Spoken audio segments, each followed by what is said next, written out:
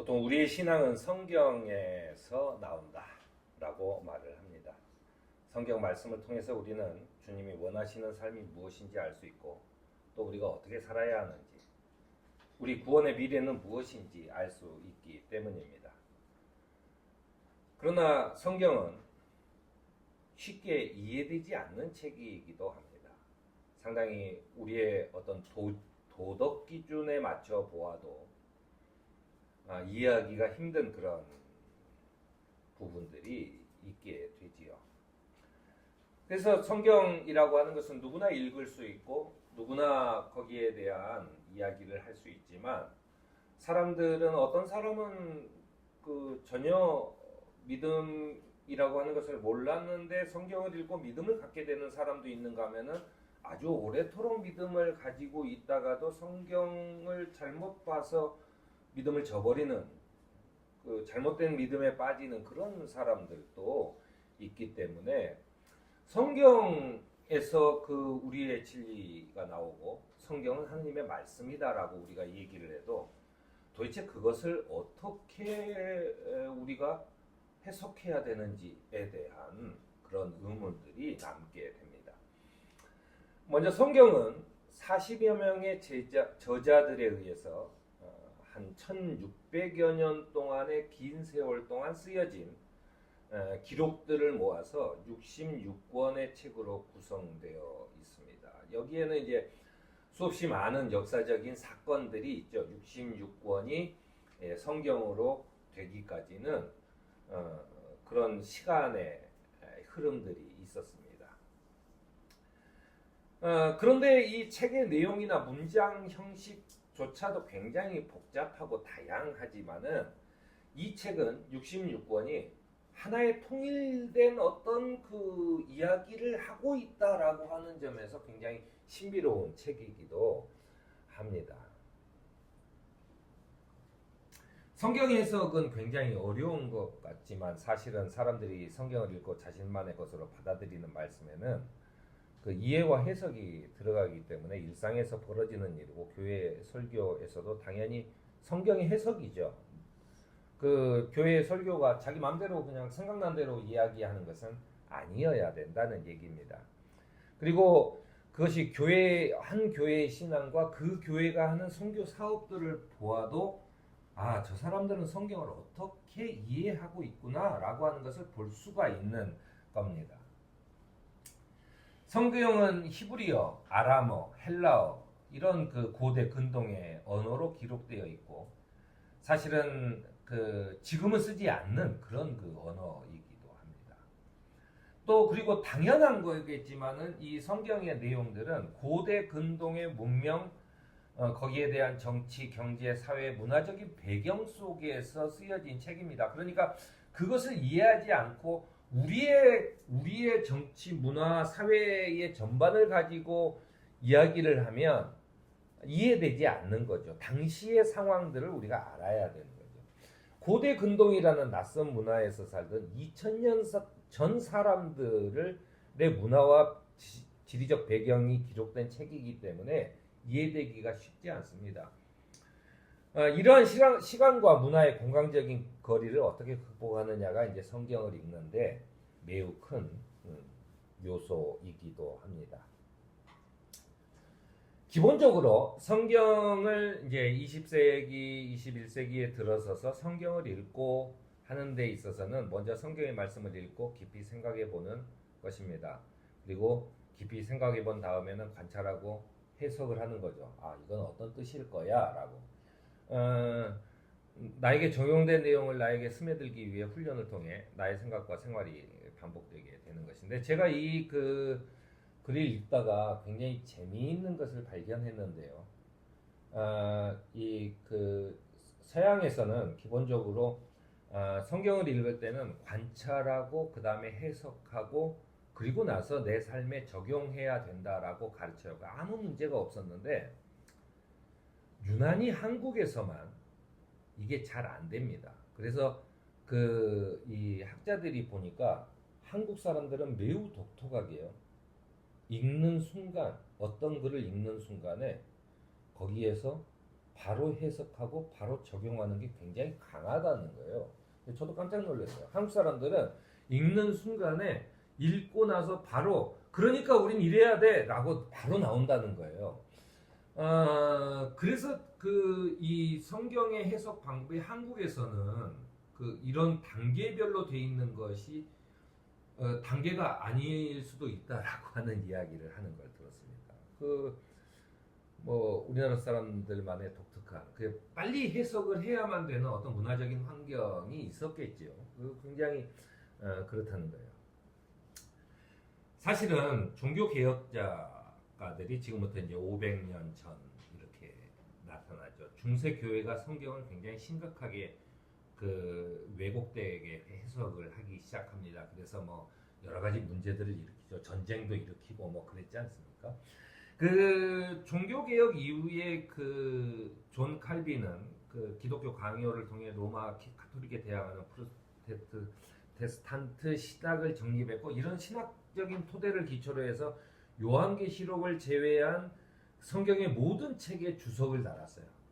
그래서 이런 방법으로 해석을 해야 된다라고 하는 어떤 모범을 만들어냅니다. 그러면서 이제 성경에 쓰인 글의 문법적인 내용과 역사적인 사실, 그리고 그것이 하느님의 뜻에 비춰보는 어떤 해석법들을 정리를 했는데, 이런 해석법은 본문의 문맥에서 파악되는 문자적 의미를 통해 문자적 의미가 무엇인지를 해석하는 거예요. 우리가 이제 과학과 신앙이 늘상 배치되어 있는 걸로 알려져 있습니다. 근데 전혀 그렇지 않아요. 일부 과학자들과 일부 신앙을 가진 사람들이 자꾸 그것을 적으로 생각을 해요. 근데 그렇지 않습니다. 뭐냐면 신앙은 신앙의 눈으로 세상을 바라보는 거고, 과학은 과학의 눈으로 세상을 바라보는 거예요. 예를 들어 중세 시대에 해석되었던 내용들이 지금 똑같이 해석한다? 그러면 안 되는 거예요. 왜냐하면 그 상황 이후로 고고학의 발전이나 이런 것들을 통해서 역사적인 새로운 사실들이 밝혀지고, 그런 환경 속에서 우리가 성경을 해석하는 데 있어서 그래서 이런 말씀을 하셨구나 라고 하는 것을 새롭게 얻을 수 있는 거예요. 과학과 신앙이라는 것은 서로 보완되는 관계죠. 과학도 그 당시엔 왜 이런 걸 만들었지? 라고 하는 의문 속에서 그 당시 사람들의 어떤 신앙, 문화 이런 것들이 같이 연구되지 않으면 안 되는 거죠. 과학도 올바른 해석을 내릴 수가 없게 되는 거죠. 그래서 상호 보완적인 관계가 되는 것입니다.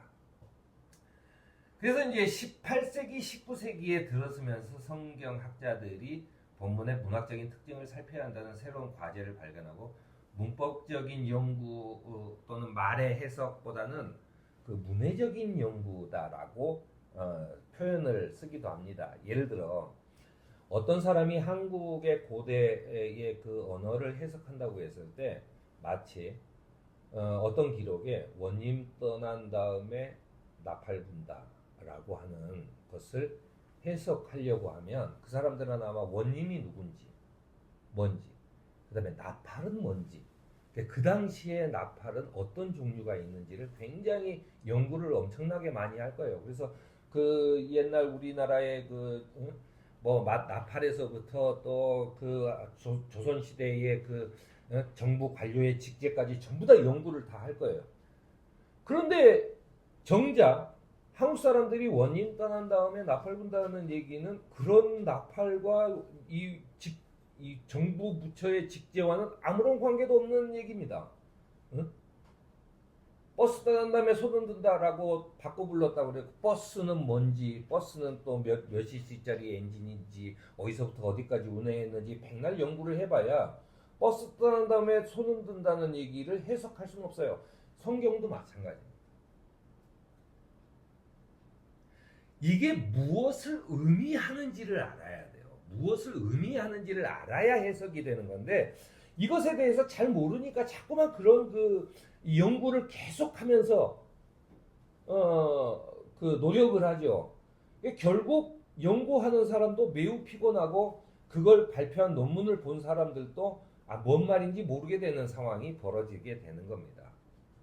그래서 화이트라고 하는 성경학자가 성경 본문을 하나의 창으로 보고 본문의 문자적인 해석보다는 본문이 말하고 있는 당시의 역사적 정황과 사건에 더 관심을 갖는 방향을 제시하게 됩니다. 이게 이제 18세기, 19세기에 들어서서 나오는 성경 해석 방법이죠. 그러니까 우리가 아브라함이 뭘 했다? 아들의 이삭을 죽이려고요. 이삭을 죽여서 그 번제로 하느님께 바치려고 하지 않습니까? 그러면은 그 당시에 번제 문화와 이를 그 정말로 죽이려고 했는지 심리적인 여러 가지 그것을 했는데 그 연구를 백날 해봐야 내용이 안 나와요. 그 말은 인즉슨 그 당시에 아브라함의 상황과 심리적인 상태에서 하느님께 바치는 것이라고 하는 것이 어떤 의미인지를 우리가 알아야 되는 거죠. 그래서 화이트라고 하는 이 신학자는 스스로 학습 이론과 암기 이론 연구를 통해서 하나의 연구 방법을 개발하는데 아까 제가 얘기했던 관찰, 해석, 적용 이 세 가지 단계로 해야 된다라고 하는 거예요. 이 종교 개혁이 카톨릭에서 그 개신교가 만들어지는 과정이다라고 얘기하지만 사실은 종교 개혁의 가장 큰 의미는 성경의 연구와 관련해서 성경의 연구와 해석이 사제들이 독점했던 신학자들이 독점했던 것을 이제는 사람들 손에 마음대로 해석할 수 있도록 주어진 겁니다. 즉 그것은 라틴어로 번역되었던 성경을 독일어로 번역하기 시작한 거예요. 독일어로 번역하고 영어로 번역하고 결국 우리도 공동 번역부터는 헬라어 히브리어를 직접 우리나라 말로 번역하는 성경이 우리 손에 들어온 겁니다. 그래서 뭐냐면 내가 그것을 읽고 관찰하고 내 삶에 이런 적용을 할 수 있다라고 하는 그런 가능성을 교인들의 손에 쥐어준 것이 종교개혁의 가장 큰 의미다라고 했습니다. 그런데 이제 화이트헤드의 이런 그 연구 방법은 미국의 실용주의와 맞물려서 이 화이트헤드의 방법대로 연구를 하면 사실은 미국의 기독교가 돼버려요. 미국의 기독교라는 것은 이걸 쭉 성경을 보다가 나한테 도움이 되는 것은 받아들이고 나한테 도움이 되지 않는 것은 버리는 거예요. 그러니까는 한국 기독교가 미국의 기독교도 그렇고 예수 믿으면 병 고치더라. 예수 믿으면 부자 되더라. 이런 부분만 발췌해서 믿기 시작하는 겁니다. 그런 거에 대한 문제가 생겼어요. 그래서 이제 그 단순한 그런 논리를 추구하기보다는 이를 보완하는 방법들이 계속 연구가 되고 앞으로 한 4주 정도 오늘을 포함해서 이런 그 성경을 우리가 어떻게 읽어야 되는지에 대한 이야기를 같이 나눌까 합니다. 사도 요한은 태초에 말씀이 계셨다. 그 말씀은 하느님과 함께 계셨다. 그 말씀은 하느님이셨다라고 증언합니다. 우리가 성경을 통해 하느님의 말씀을 읽어내기 위해서는 우리가 조심해야 할 것들을 좀 공부하면서 성경의 증언들이 수천 년 전의 그 이야기와 쓰여졌던 그런 그 시간과 공간을 뛰어넘어서 나한테 이 말씀을 왜 주시는가에 대한 그런 그 유익한 말씀을 증언하는 또 확인하는 그런 성경의 말씀을 읽는 시간이 되는 저와 여러분이 되기를 바랍니다.